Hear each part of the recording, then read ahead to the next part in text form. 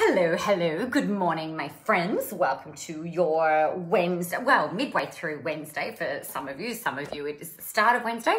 Some of you, it is Tuesday. We're not even into Wednesday. Welcome. I hope you are all fantastic and amazing on this beautiful day. All good in the hood.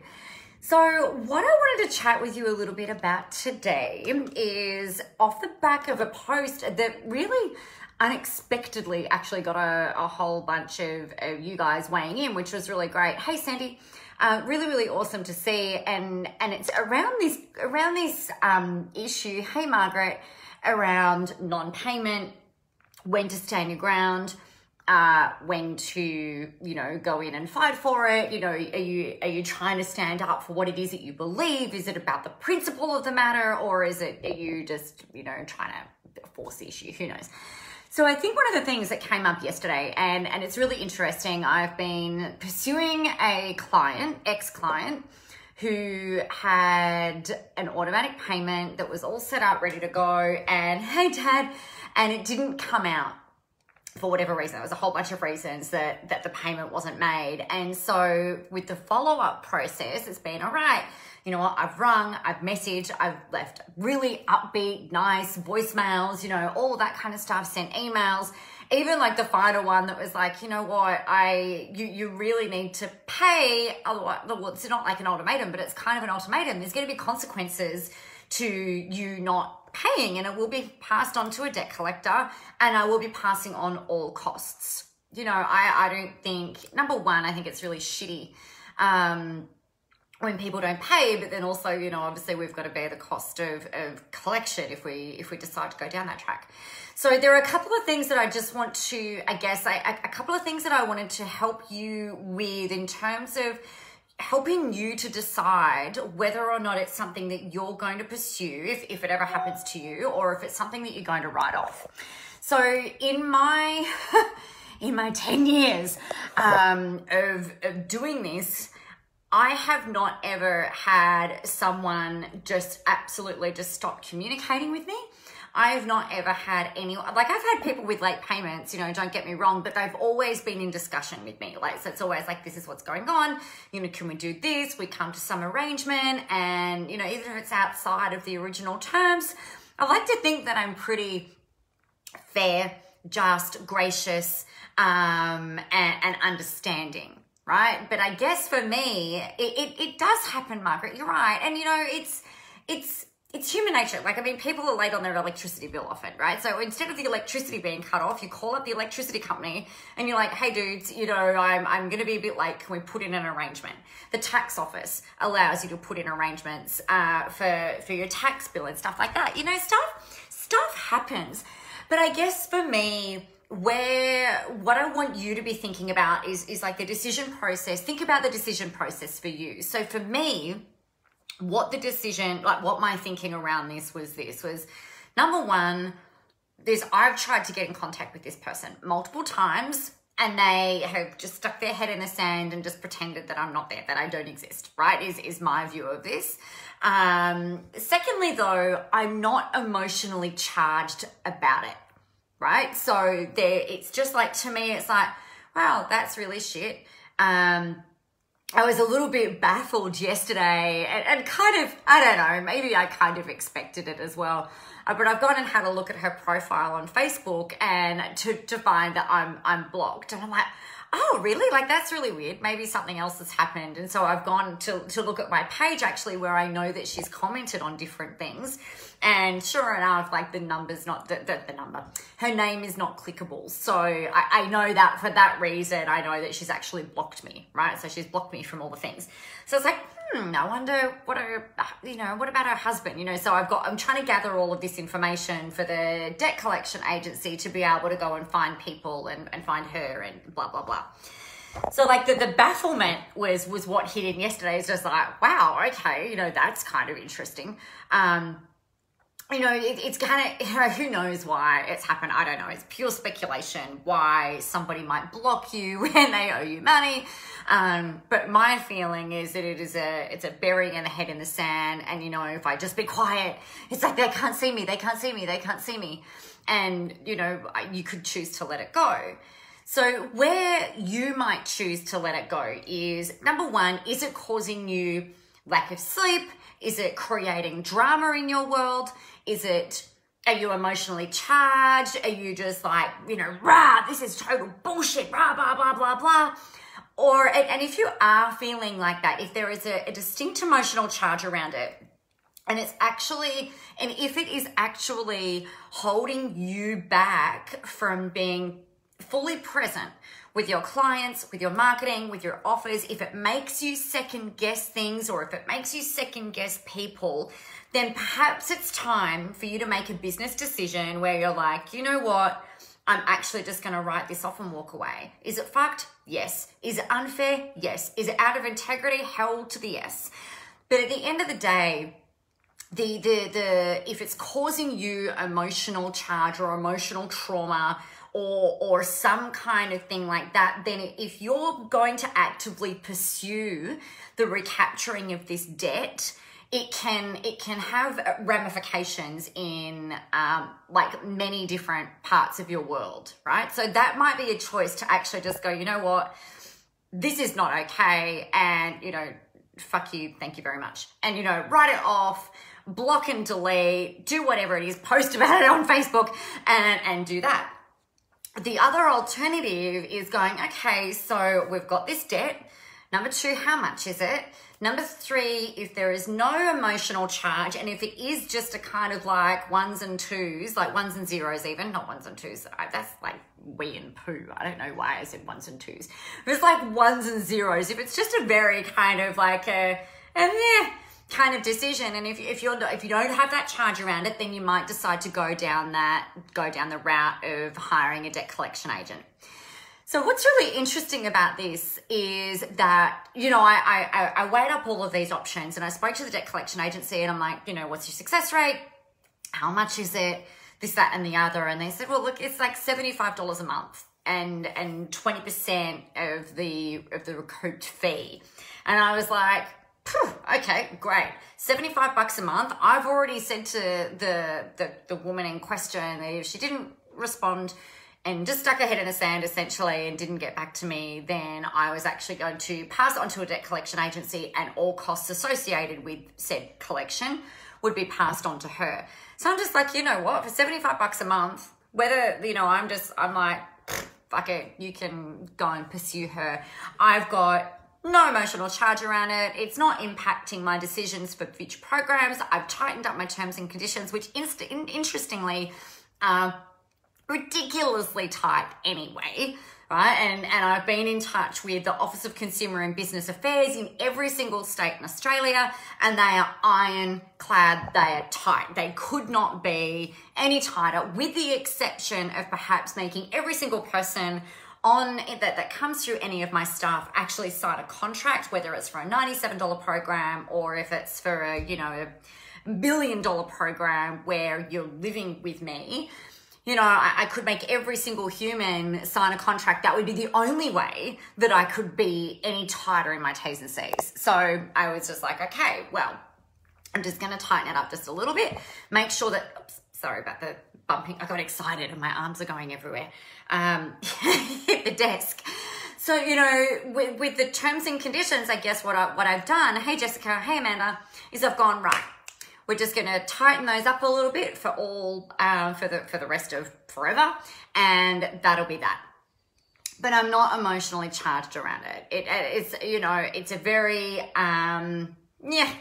kind of decision. I'm not changing my programs. I'm not changing the way that I structure my payments. I'm not changing any of my marketing. I'm not changing my niche. Like, this isn't a common ripple through a bunch of programs. Right? Like I said, this is the first instance, you guys, in 10 years, that this has ever happened to me. So it's kind of really interesting. So I guess for you, what I would be looking at is this, is number one, if you're, have your terms and conditions set really clearly right from the start, whereby the people who are buying your stuff, if you're on a payment plan and things like that, which, you know, hey, hey, Jess and Jessica, there are a bunch of people that come through that are on like payment plans and stuff like that, and they'll continue paying after the program is finished being delivered, particularly for like the lower end stuff that we're doing these days. So, you know, like I might not have a payment plan for a $97 program, for $197, for $497, the options are there. But then the price is also loaded, right? Because if you're going to pay, and this is something I want you to consider for your things as well, if you're allowing people the space to pay something off, then that's fine. And if they've consumed the information right at the start or partway through their payment arrangement, then I guess like you've got to have a, you know, it's going to cost you more in terms of accounting. It's going to cost you more in terms of maybe time managing those future payments and things like that. So load the payment, like say the program fee is $500, load the payment plan by 20%. And then also have in there that if you fail to comply, and this is not the language because people might go like that, but essentially if you're not going to pay on time, and if we get more than 14 days in arrears without getting in contact with me, without anything else, then your account will be passed on to a debt collection service, and you will be responsible for all the costs associated with said service, which really actually, when it's an ad hoc thing, are really not very much money at all, right? For my higher end programs and for your higher end programs, I'd suggest for the most part, get payment up front. And then it's not even it's a non-issue. And this is probably why I've only been doing this year, like the lower end stuff and things like that. So it's really kind of interesting. So I think off the back of the comments yesterday, and it was a really great conversation actually. Because some people are like, no, stand your freaking ground. Others are like, write it off, you know, let it go. It's, you know, it's a good lesson to learn. And I'm just like, yeah, you know, I'm really appreciative of the conversation. I'm really appreciative of you guys actually weighing in as well, because what I wanted to really show you and what I wanted to demonstrate is that there will be people who will say, oh, you know, you should write it off. And there are other people who will say, stand your ground. And it's really about what feels right for you. It's about what feels in integrity with you. For me, I'm like, fuck that shit. Integrity is my top value. And, you know, I think if you've consumed a meal, you better fucking pay for it, right? Or, you know, or at least talk to the owner of the restaurant about how you're going to make up for not being able to pay the food bill. You don't just go, oh, sorry, you know, head in the sand. Oh, I didn't know, I didn't realize, and then walk out of the restaurant. You're not going to do that. You know, that's just shit. So to me, I'm just like, nah, screw this, standing my ground. I'm not emotionally charged around it. I'm not hung up on the outcome either from the debt collection service. Like, I know they're going to do their thing and it's going to be excellent. And, you know, that's all I really need to do with this. But it comes back to what your values are and what's going to help you, right? So if you, like I said, if you're losing sleep over it, if you're worrying about, and one of the comments actually was, you know, just write it off because you never know what the other side are going to say or do. And I'm like, fuck that shit. You know, I will not be held hostage in my business by anyone. I had people I'm sure I've told you this. I've had people a couple of years ago demand a refund after going through my programs. And if I didn't, they threatened to take me to a current affair today, tonight, and, you know, haul me through all of the media and my family, by the way. And I'm just like, you know, sorry, conversation over. You know, I won't make my decisions based on what somebody may or may not do, right? To me, I base my decisions on my integrity, on what I think is right and what feels right at the time. So this isn't to say that, you know, maybe at some instance in the future, if somebody else was to happen to come through and I had this same situation, depending on what's going on, I might choose just to write it off, right? But on the other hand, I also might not. It just depends on what's going on and the individual circumstance.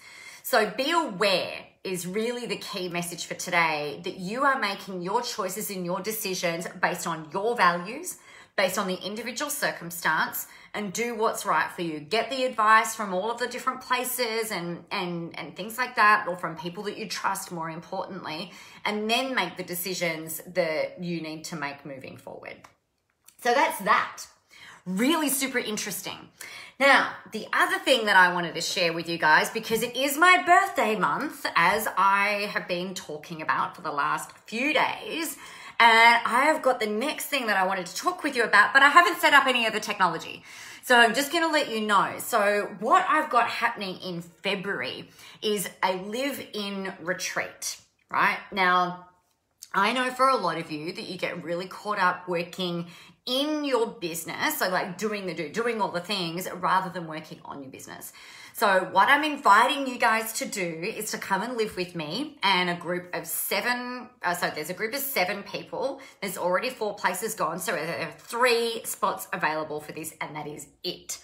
You're going to come and live with me for a whole 5 days, and we're going to work on your business. We can get your marketing created, get your course created. We can make sales. We can build out your marketing funnels. We can do all of the things that you've been putting off because we get distracted. We've got all these shiny things, or you just, quite frankly, maybe you're just not sure how to actually get it done.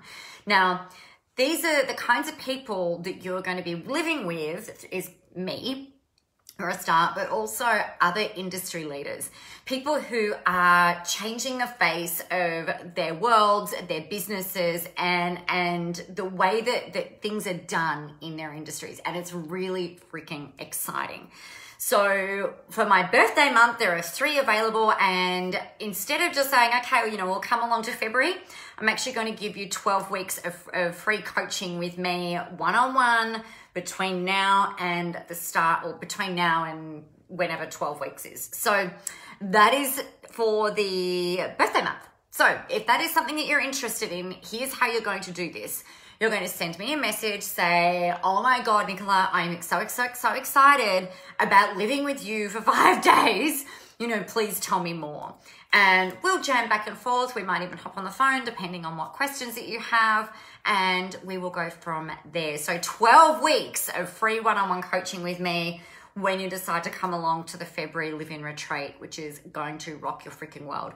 We have had people literally make $24,000 in those 5 days. We've had people create brand new mastermind programs and enroll people in. We've had brand new marketing funnels created and leads generated. We've had courses launched. We've had, clarity aplenty. Anything that you could want to do throughout the course of your business we'll be doing in those 5 days. It's really, really exciting.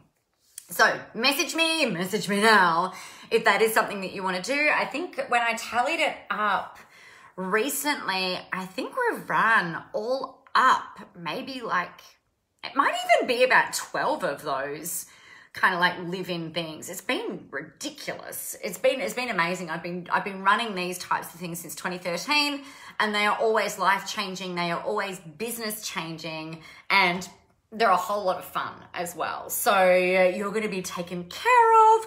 You just need to get yourself here, and then you're good to go. So summer retreat. Message me, 12 weeks of one-on-one coaching with me throughout that time. Birthday month, gifts aplenty. All right, my friends, I'm going to love you and leave you. Go and have an amazing Wednesday. I'm going to go and help my people in the Let's Launch It program now. So have fun, take care, get yourselves out there, have a whole ton of fun doing it.